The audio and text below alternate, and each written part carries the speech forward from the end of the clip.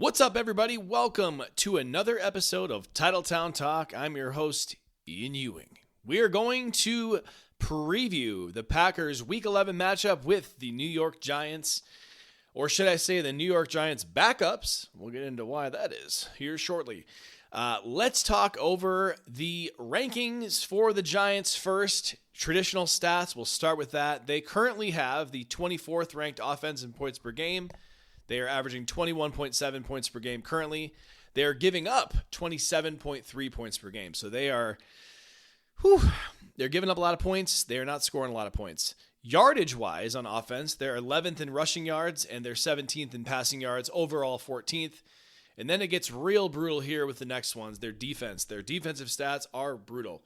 They're giving up 152 yards per game on the ground and 230 yards per game in the air. So, guys, this team is pretty interesting because if they were healthy, fully healthy, and they had all of their preferred starters, this team would be, I don't want to say scary, but scary. So, we'll get into why that is not the case in this game. Let's talk about DVOA. As you guys know, defensive value over average, adjusted value over average, DVOA. It's basically, if you guys don't know what it is basically taking into account strength of opponent when it comes to stats, whereas regular stats do not. So, for example, if you have 200 yards rushing against this Giants team, for example, that is not going to look as good for you on DVOA, whereas if you have 150 yards rushing on the Packers defense, it would look pretty good. So, it takes into account strength of opponent. They are 24th in offensive DVOA and 28th in defense. The most notable one here, though, is they are the 32nd ranked run defense in DVOA. This is probably, I kid you guys not, one of the worst run defenses I've ever seen. And it's going to be even worse in this game, which we'll get into in a minute. From PFF, in terms of what stands out, like I said, 44 run defense grade for them. So basically all the major networks, stats, whatever you guys want to call it, all agree that their defense is pretty bad in terms of stopping the run. And it starts with the next number. I'm going to give you a 45 tackling grade on defense.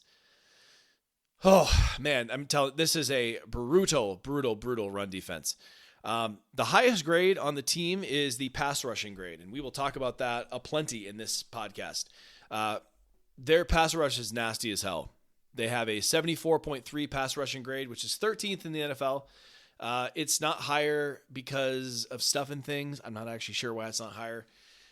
They are the 27th overall team per PFF. And like I said, their only real high mark on their resume is their rushing grade on offense. But due to the injuries, they do not have Cam Skattebo, I just forget how to say his name. He looked like probably one of the best young running backs in the NFL. He was a rookie this season. He was on fire for the weeks he was here, and he snapped his leg brutally in the game a few weeks ago against the Eagles, I believe it was. And by the way, the fact that they showed that replay like 5 times, like it literally was one of the most vile injuries I've ever seen. So, man, anyway, let's talk about the top 5 players on the Giants offense. There are not many, guys. There are not many. Andrew Thomas is their number 1 ranked offensive player. He is their left tackle. He has an 86.2 grade. He is a phenomenal player. Anybody who goes against him in this game, I don't know if it'll be Micah. My guess is they'll probably not put Micah over there, but you could also see an argument for putting him over there because Micah's actually done pretty well against him. But whoever is on his side is probably going to be a bit quiet. They have plenty of other holes in their offensive line, which we will get to. Their second overall player, again, these are all the rankings of the guys who are going to be playing in this game, guys, not overall. Wan'Dale Robinson, the wide receiver, he is a 69.1 grade this season. I'm actually a pretty big fan of his. He's a really good route runner. He's got solid hands. He just doesn't have any like outstanding separating ability. He doesn't have like that athletic trait where you're just like, damn, he's not super fast. He's had some struggles with drops in the past. If you guys remember the 2023 game, the Packers played the Giants in MetLife, and the Pack went down. They went ahead in that game. I think it was by like a point. Tommy Cutlets, Tommy DeVito, I don't know why they call him Tommy Cutlets. He came back and led them into field goal range. Essentially, Wan'Dale Robinson's the reason they got down there. He dusted Keyshawn Nixon on an out route. And That could happen again in this game, ironically. I do think Keyshawn's a bit better than he was back then. Jermaine Illuminor. Sorry, I was quick to say his name. He's their right tackle. He's their third overall player with a 63.7 grade. Tyrone Tracy, their running back, 63 grade, and Greg Van Roten, 61, their right tackle. So the major story for the Giants, guys, is their injuries. They have a whole shit ton. And guys, sorry if there are any kids around. There are a ton of injuries on this team. I don't know if I've ever seen this many injuries on a team. And it seems to just get worse every week. So Jackson Dart is their rookie quarterback. He comes in. He's played out of his mind this season so far. I'm actually a big fan of his. He's actually my fantasy quarterback, number 2. And now I have to bench him because he's out this week for Michael Penix Jr., who is a complete wild card, by the way. Obviously, they lost Cam Scatterbo, their running back. Again, we talked about him, budding superstar. And early in the season, before Jackson Dart even started playing, they lost Malik Neighbors, who's their wide receiver, their number 1 pick from last year, their first-round pick. He looked like he could be probably the best receiver in the NFC this year. Guys, I can't imagine losing my quarterback, my running back, my wide receiver, and then we'll get to the defensive injuries in a second too. It's brutal. This week for quarterback for the Giants, Jameis Winston's going to be their starting quarterback, and I'm not worried about him by any means after what the Packers did to Jalen Hurts last week, but I would have much preferred Russell Wilson starting, who is a shell of his former self, to put it lightly. If Jackson Dart didn't get hurt last week and Russell didn't have to come in, the Giants would have beat the Bears, no question. Jameis Winston is fun to watch. Some of you guys might know the lore with Jameis Winston. He's an interesting guy. He's a fun interview. He has the famous eating the W thing that he does. I don't have a camera yet, but I was just eating the W just there, mocking him behind the mic.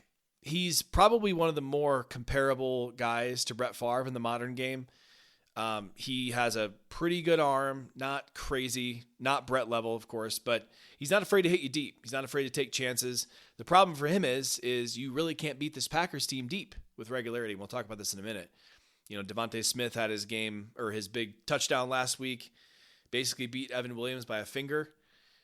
You're not going to see that on a consistent basis against this Packers team. So I do think that Jameis and his over-aggression plays into the Packers' favor. We'll talk about that in a minute. Some of you guys might remember Jameis from the 2019 season, one of the most crazy effing stat lines I've ever heard. Grab onto something if you don't know what I'm talking about.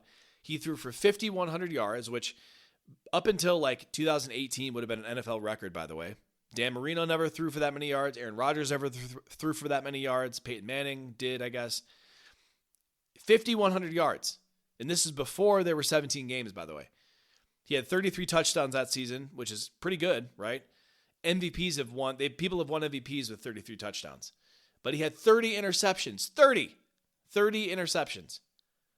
And he had 15 fumbles that year too. So he had 45 turnovers or something, just absolutely crazy. And if you remember, that Buccaneers team was 9-7. They were a pretty damn good team. And they said, well, Jameis Winston's the problem. We're going to go sign Tom Brady. And then the rest is history. Tom Brady beats the hell out of the Packers in the NFC Championship game a year later. And here we are, still sad about it. We will probably never see Jameis Winston line like this ever again. Quarterbacks don't turn the ball over like this anymore. They really don't. So I do think the Packers are going to get him at least twice in this game. That's my early prediction. As far as pass catchers, Darius Slayton, their wide receiver, he's their best receiver right now that Malik Neighbors is out. He had a crazy one-handed catch last week against the Bears. He's out in this game. So they basically just have Wan'Dale Robinson and Jalen Hyatt. That's about it. So you certainly don't have much to worry about from a Packers cornerback perspective. Again, I like Wan'Dale Robinson, but he's not going to give you a bunch of trouble.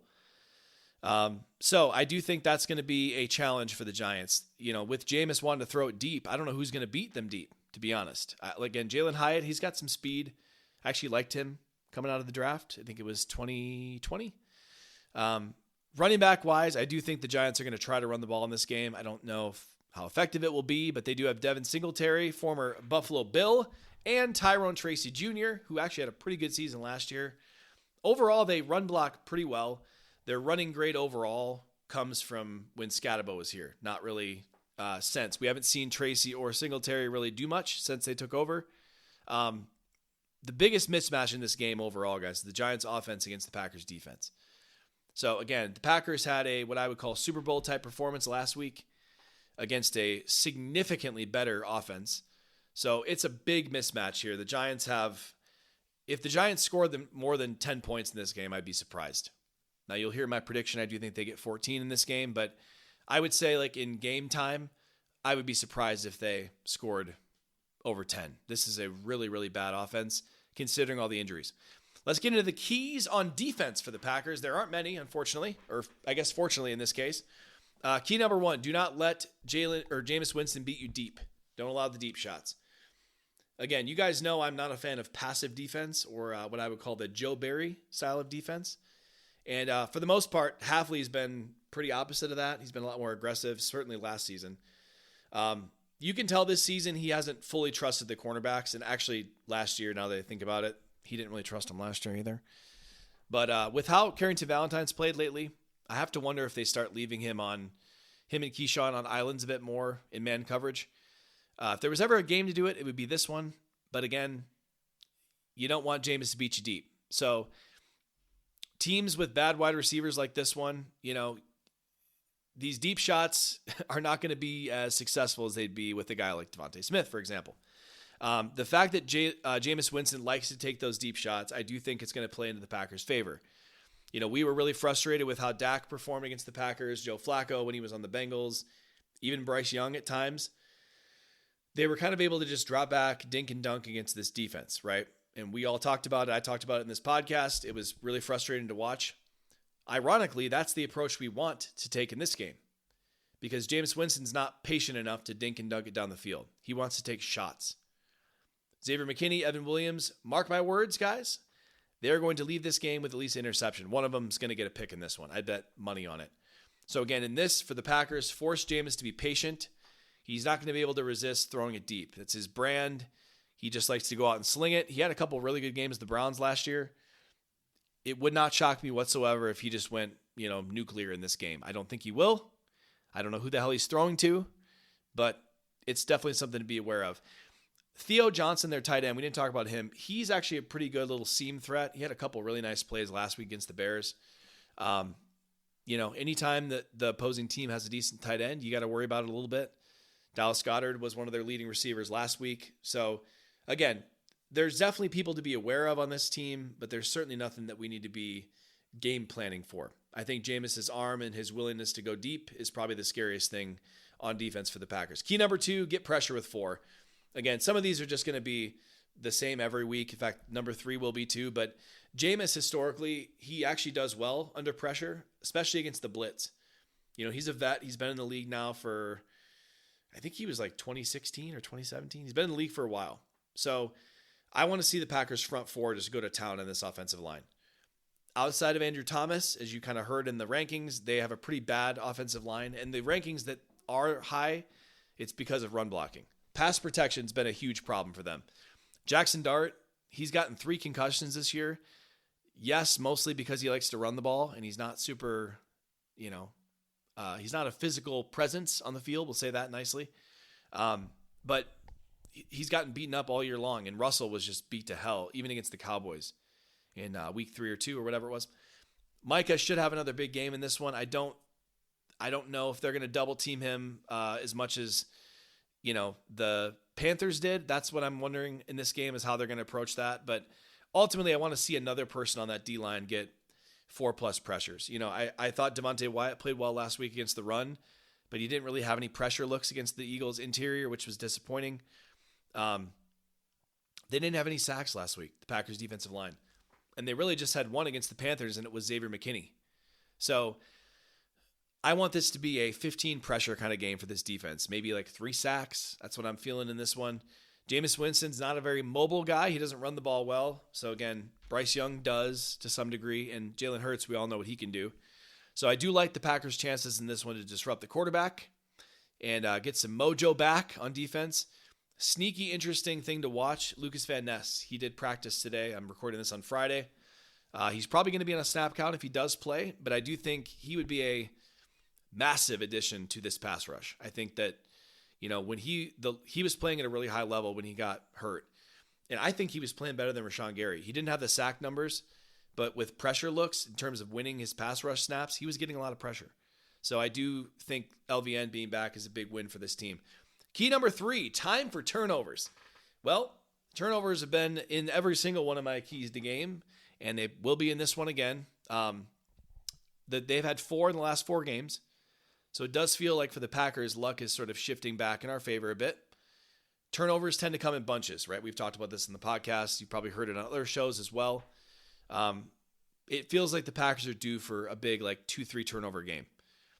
I'd much rather see the turnover luck shift to the Packers this time of year versus they get it all out of their system by week 7 and then they don't get any more throughout the season.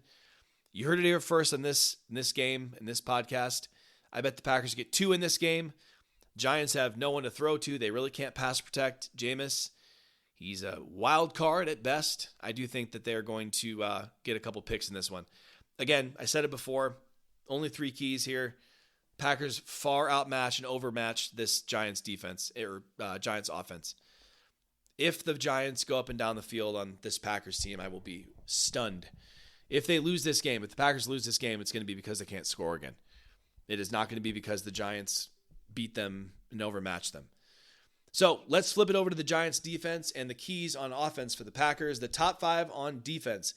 It will sound a lot better to you guys than the offense. We'll say that. Brian Burns, their edge, number 0, by the way.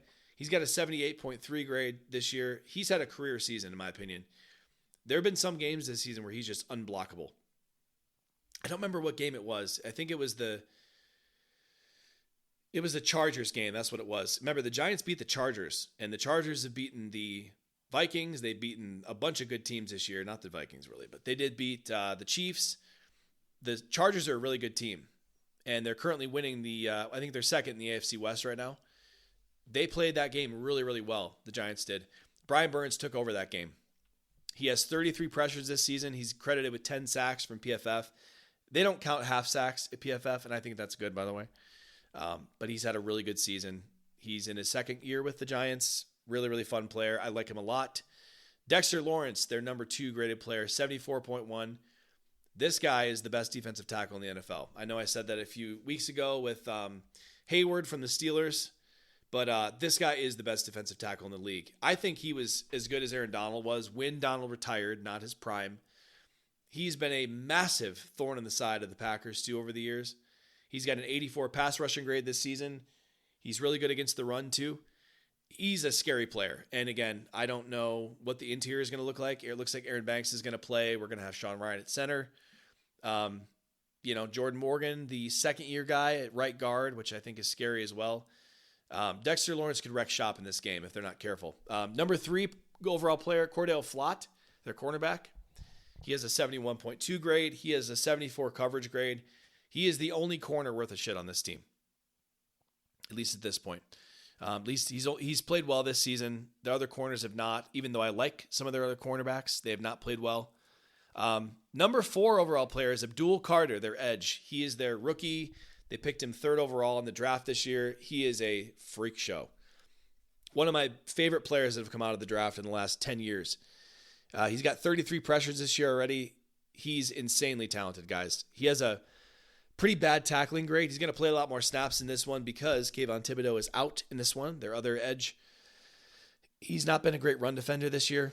They like to use him in more of the obvious pass situations, and then they use Thibodeau early on the early downs against the run. Again, Thibodeau's not going to play. I don't know how much Abdul Carter is going to play the run downs, but he's a great player. He's going to be really, really good. This Giants defensive line is nasty, guys. Again, Thibodeau being out is a massive win for the Packers. He's actually the number 5 overall player, and I had to look way down the list to find another person to even put in this top 5. He's a really good run defender. He's a decent pass rusher. He has 34 pressures, which is pretty good, but he is not going to play in this game. So, again, their best run defender, 84 run defense grade. That's going to be a problem for the Giants. Again, nasty pass rush. This is probably the best unit the Packers will face yet this year.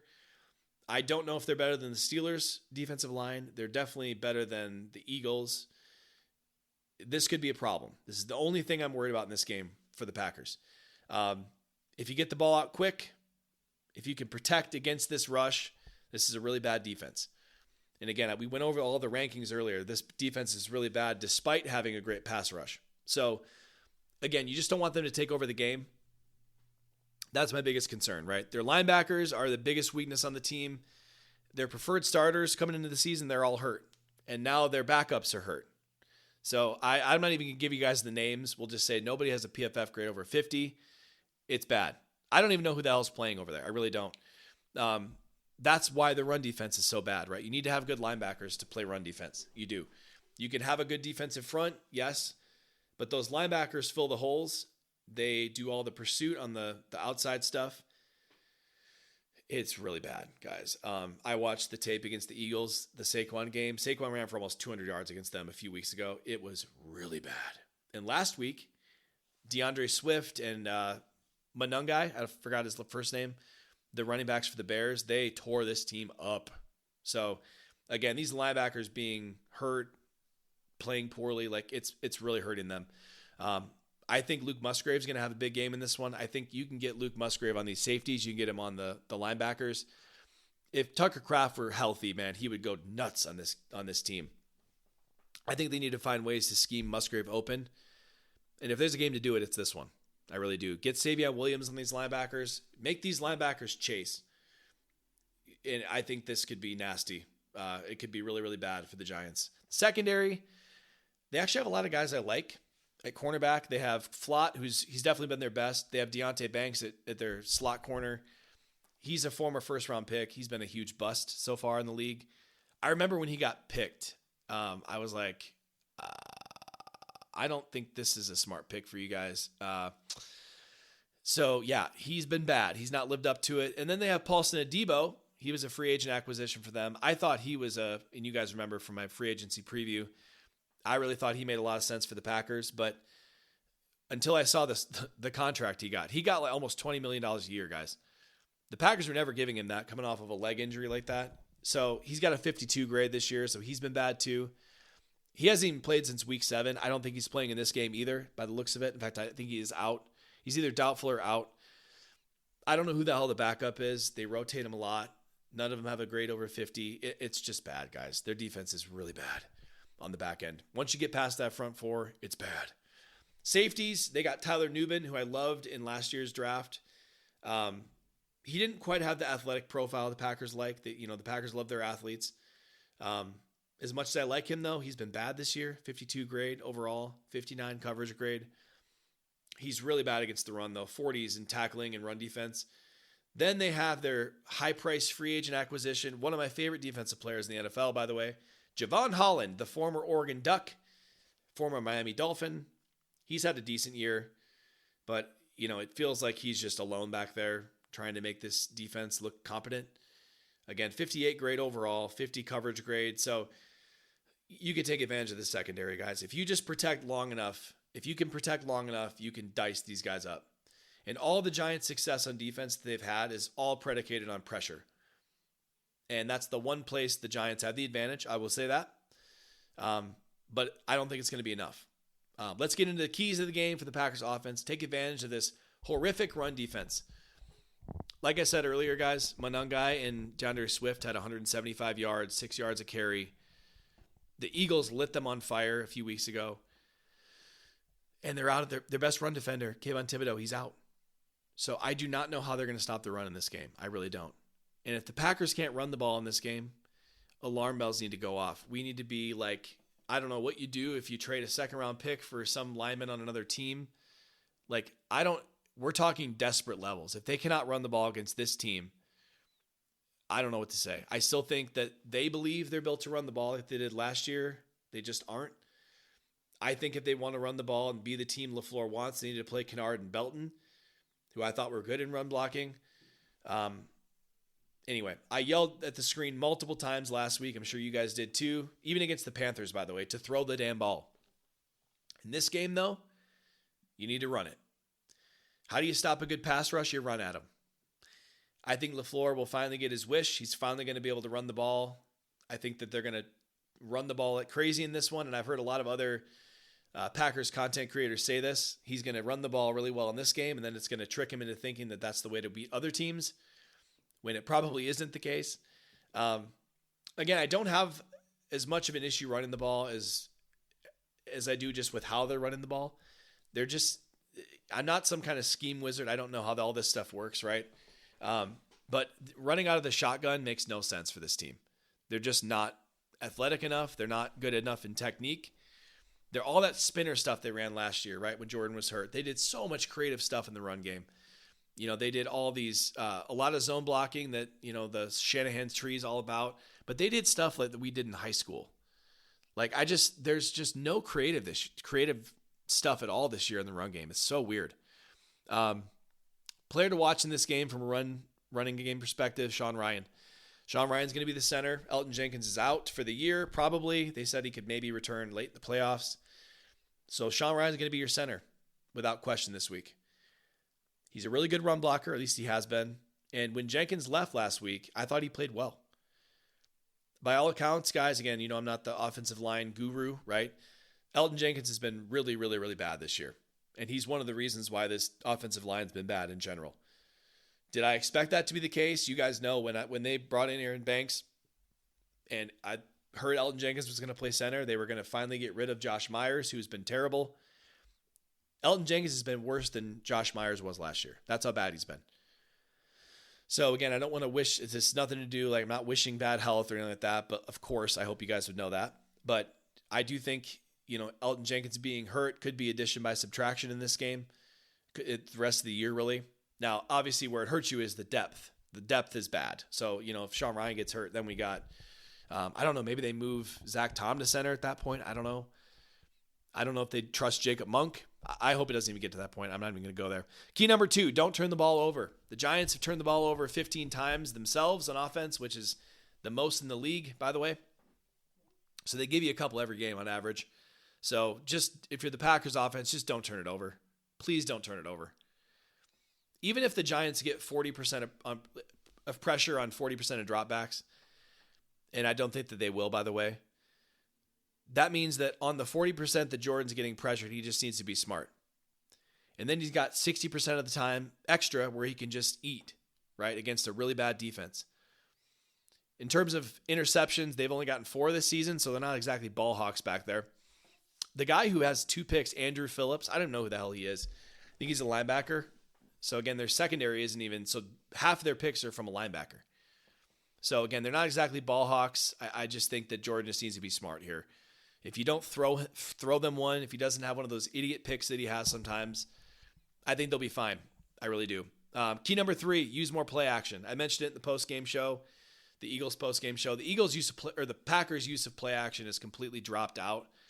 It's basically to the bottom of the league right now in terms of, how often they use play action. Early on the season, when they were good on offense, they were using it a lot. And they're just really good at it, guys. Jordan is really, really good at play action. So it bewilders me that they would stop using it or use it less. I think they need to break it out in this game. These linebackers, these safeties, they're bad against the run. They know it. So don't make it easy on them. Keep them guessing this whole game, right? Use a really good mix of run and pass. Use play action and just make these linebackers look as bad as they are, and they are bad. This has to be a get-right game for this offense. I cannot stress to you guys enough. They should know damn well what's coming. Every team since week 3 has been doing this too high shell, daring them to run. I'm almost wondering, though, if LaFleur might try to outsmart himself again and come out with a totally different game plan. Maybe he does like an air raid or something. I don't know. Regardless of how they run the ball, they will be successful. If they're not, like I said, guys, alarm bells. Woo! That's scary. I don't even want to think about that. Key number 4, fourth and final key, time to feature Christian Watson.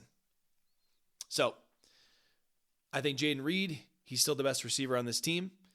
But if you ask me who the closest they have to an alpha number 1 wide receiver, it's Watson. He's the one guy on this team on offense that you have to game plan for with his speed. He's a constant issue that defenses have to be aware of. He played the whole game last week, so he's clearly healthy. He's had some big catches. He would have had 3 catches for like 70 yards last week if the one down in the inside the 10 didn't get called back for that stupid procedural penalty, which is still making my heart palpitate and putting a frog in my throat and forcing tears out of my eyes. If they hit that play, guys, they would have won that game. I promise you. He looks better than ever on tape. Go watch the All-22 from the Panthers game and the Eagles game. He is snapping off routes better than he's ever done. His hands look good. He's doing really good job in contested situations, with the exception of that damn play last week where he lost the ball in the lights and basically like played cornerback to avoid it being picked. And he said after the game he should have caught that. Yes, he should have, or at least he should have tried to catch it, but he lost it in the lights. And you know what? If you lose it in the lights, I'd rather you make sure it doesn't get picked. It's fair. None of these defensive backs in the Giants can keep up with him. And I think it's time to completely unleash him in this game. Final prediction, guys. Before we do that, we're going to hear from our sponsors really quick. Just kidding. I don't have sponsors. All right, final prediction. I wish I could come on here and say, yep, I wish I could see an inferior team full of injuries, a team that, in the Packers, who were once 2-0, looked on top of the world. They just held the Super Bowl champions to 10 points. Again, against an inferior team with bad injuries, playing horrible. I wish I could say, yeah, they're going to blow this team out. But of course, I went into the Panthers game saying the same damn thing, right? I went to that Cardinals game thinking the same damn thing. So again, I know I told you guys already in the post game, the Packers' losses have been due to an insane amount of bad luck, particularly the Panthers and Browns losses. I think the Eagles won too. A procedural penalty, bunch of drops that they haven't had drops all year. It just feels like the games they've lost have been due to just horrible luck and bad execution. If this Giants team was healthy, this could be a really tough game for them. But this is one that they should win. They should win it really, really, really big. This team is riddled with it. Let's go through the injuries really quick for the Giants, guys. This is crazy. So Jackson Dart's out. Darius Slayton's out. Kayvon Thibodeau is out. Chauncey Golson, their other linebackers, out. Evan Neal, their guard, is out. Raheem Nunez-Roches, he's their run-stopping 3 technique. He's out. They're doubtful, sorry. He's doubtful. And Tyler Nubin, their safety, who we talked about, he's doubtful. And then Paulson Adebo and Bobby Okereke, their other linebacker, and then Adebo, their corner, they're questionable. They haven't practiced all week. I don't know if I've ever seen a team this beat up since maybe the 2010 Packers. I just want to see the Packers come out and steamroll this team. They need a win like that to get their confidence back. We've been waiting for it all damn season, for them to play a full, complete game. And I think this is the one. I think the Packers win this one 31-14, 31-13, something like that. I'm going to say 31-13. I bet the Giants get a couple field goals. Really quick, on the other side of this thing, I don't even know if I want to talk about this. If this game ends up as a loss, if they lose this game, especially with another clunker on offense, someone's getting fired. It's not going to be LaFleur, but somebody's getting fired. Maybe it's Luke Butkus, the offensive line coach. I don't know who it is, but somebody's getting fired if they lose this game. The pitchforks will be out. I will just say that. But ultimately, I think they come out ahead in this one. I think we see a few big plays from Jameis. I think the Packers have a few 3-and-outs, sure. Overall, though, in the end, they win this one big. This is as close to a must-win as you can possibly get without it actually being a must-win, if that makes any sense. Packers should be pissed the hell off after what happened last week. I want them to show that. Come out and absolutely truck this team. And I think they will. Next week, it's Vikings at home. I'll be at that game. I can't wait. If anybody's going to that game, shoot me a comment. Shoot me a message. I'd love to meet up with you. I'm sure there's a whole 2 of you that might be going. I know the Paul Farrington Show, one of the YouTube channels I follow, they're going to be there. I'm hoping I see them there. That'd be fun. Then they have the Lions. The Lions this week have the Eagles. The Eagles are favorites at home in that game, as they should be. The Bears and Vikings square off at the same time as the Packers, by the way. Minnesota's favored in that game, which is interesting. Not super surprised since it's in Minnesota. So if those games play out the way that the favorite is, so if the Eagles beat the Lions, the Vikings beat the Bears, the Packers are back in first place. And all is right with the world, and we can just forget all about it. LOL, if only. But they would come out 6-3-1 if that happened. And yeah, I'm nervous, guys. I wish I could sit here and say, yeah, this is going to just feel so good about this. They're going to crush them. On paper, this is the easiest team they will play the rest of the season. After a game that was gut-wrenching, 2 games in a row, really, that were gut-wrenching. This is a team in the Packers finally getting healthy. For the love of God, they're finally getting healthy. They need to go in there and just absolutely truck this team. I won't be happy unless they win this game by 14 points at least. So hopefully they come in, they make us happy. I will see you guys on the post-game show, hopefully talking about a Packers W. I should have the post-game out Monday/Tuesday. It might be a little later next week. We're getting into the busy season at work, so we'll see if I can get some recording time in. Appreciate you guys listening. I will see you after the game. Go Pack, go!